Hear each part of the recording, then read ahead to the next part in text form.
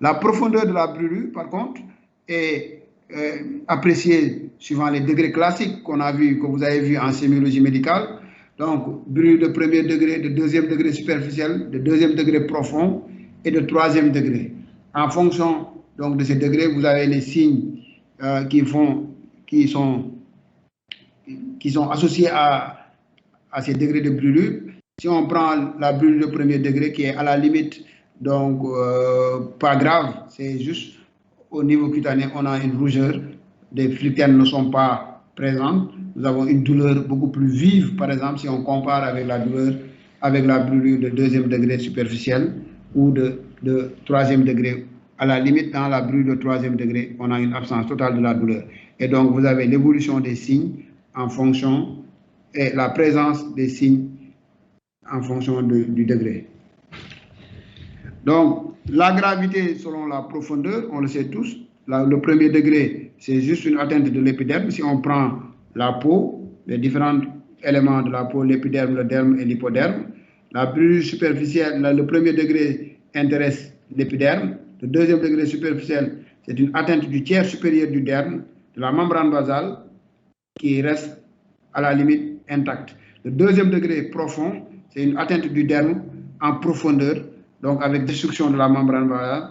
Et le troisième degré profond, le troisième degré qui est une brûlure profonde, c'est une destruction complète de l'épiderme, du derme et de l'hypoderme, avec mise à nu de la graisse. Nous voyons ici quelques images de brûlure du deuxième degré. Superficielle, c'est la destruction de l'épiderme avec respect de la membrane basale. Donc, la présence de flictène qu'on voit ici, qui est cette membrane contenant du liquide clair, ou voire jaunâtre, et qui va se manifester cliniquement par donc, une douleur qui est vive.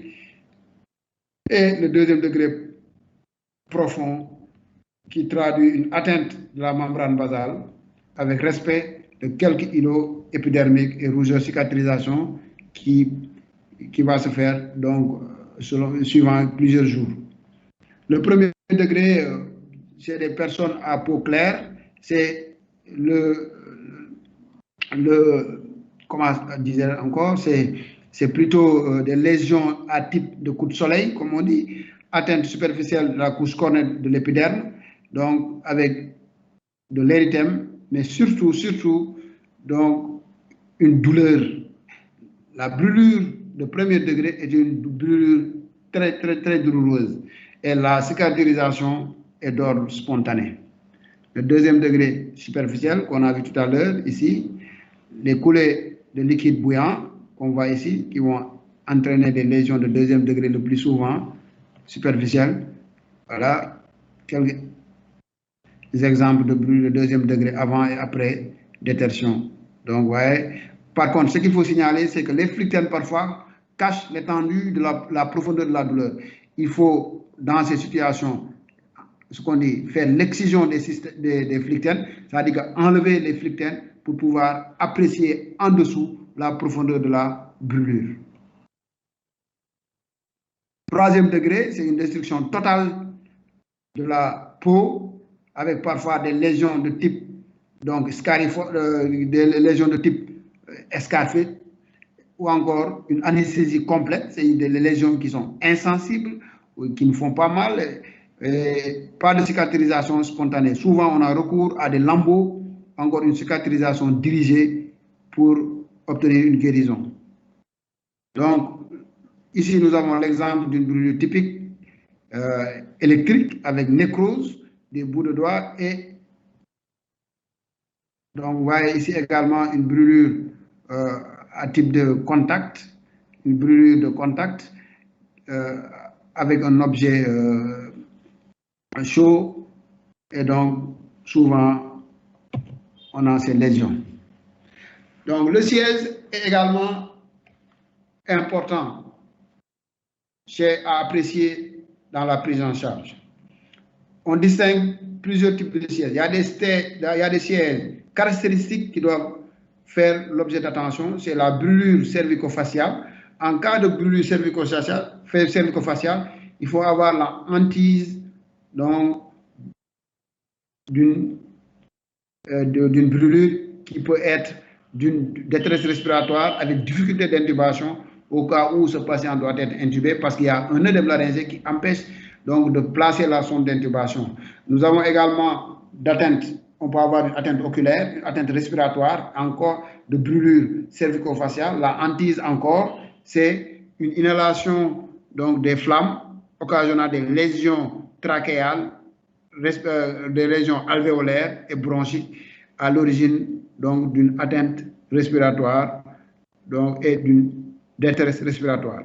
Donc la brûlure cervico-faciale doit nous interpeller sur ces différents problèmes, notamment l'atteinte respiratoire, l'atteinte oculaire et surtout l'œdème laryngé qui peut être fatal au patient. La brûlure du périnée, c'est encore la hantise des complications septiques. La brûlure circulaire d'un membre, c'est l'ischémie aiguë de membre qui peut survenir. Et la brûlure des mains, des pieds, c'est plutôt le pronostic fonctionnel qui est engagé. Avec rétraction, là, et ultérieurement, donc la survenue de brides qui limite les mouvements.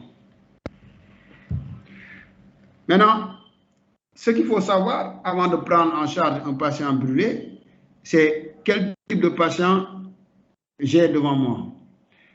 C'est plutôt là les critères de brûlure de brûlure grave qu'il faudra rechercher. Et ces critères sont édictés par l'American Burn Association en plusieurs. Nous avons d'abord le premier critère, c'est le deuxième degré superficiel ou profond, avec intéressant plus de 20% la surface corporelle. Donc, la surface corporelle brûlée supérieure à 20%, surtout de type deuxième degré, superficiel ou profond, constitue une brûlure grave. Le troisième degré, supérieur à 10%, constitue également une brûlure grave. La brûlure cervico-faciale, comme on l'a vu tout à l'heure, il faut avoir la hantise d'une détresse respiratoire, de l'œdème laryngé, qui va entraîner une hypoxémie réfractaire et parfois même mortelle au patient, avec surtout l'inhalation de fumée. Et l'inhalation de fumée va faire penser à une intoxication au monoxyde de carbone ou encore une intoxication au cyanure, et la présence du traumatisme associé fait également que la brûlure est une brûlure grave. En pratique, que retenir?